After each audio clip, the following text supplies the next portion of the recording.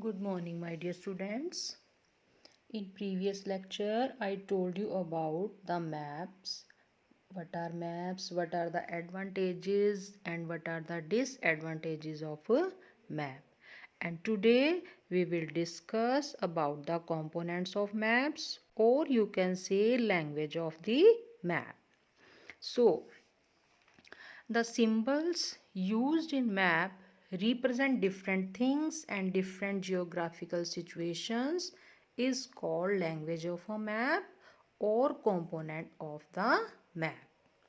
There are four components of map. They are scale, direction, symbol and color scheme. And one is the most important thing or component, that is title. We should have to mention the title, uh, what the map is about. Okay, now let us discuss these components in detail. In this picture you can see the scale. This is the first component. And what is the use of making this scale on a map? The scale make it possible to reduce the size of whole earth to show it on a piece of paper, or you can say scale shows large area on a small sheet of paper. Each map has its own scale. Next component of a map is direction.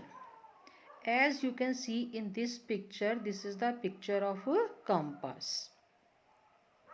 This is the second component, and direction indicates the location and position of places in relation to each other.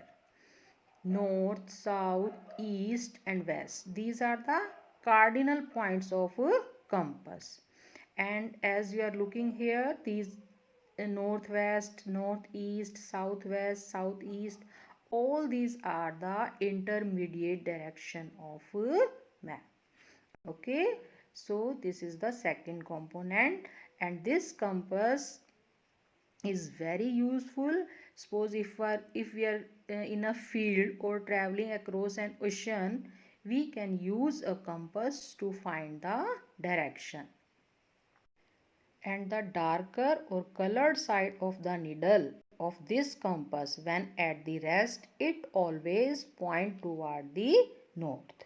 Okay, so next component is symbols, or you can say conventional symbols.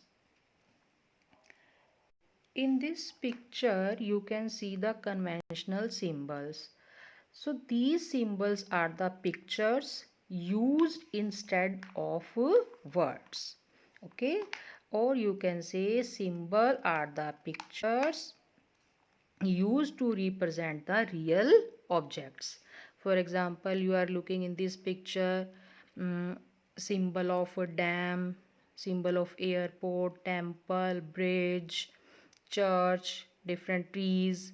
So all these symbols help us to understand the language of that country without knowing the language of that country, and these symbols make the map reading easy and quick.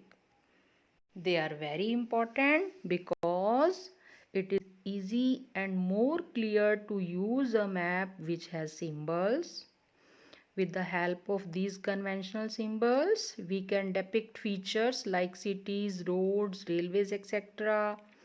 And map is useless without symbols because symbol convey the information provided by the maps. Okay. Next component is color scheme. Like common symbol, a common color scheme has also been adopted for showing different relief feature on a map. For example, blue color is used for showing water bodies like ocean, seas, etc. And plains are represented by green color. Brown color is used for showing mountains. White color is used for showing snow-capped areas. and plateaus and hills are shown by yellow and orange color. So this scheme of color for showing relief feature on map is same throughout the world. You have to remember, in all our world same color of scheme is used. So these are the components of map, or you can say language of map.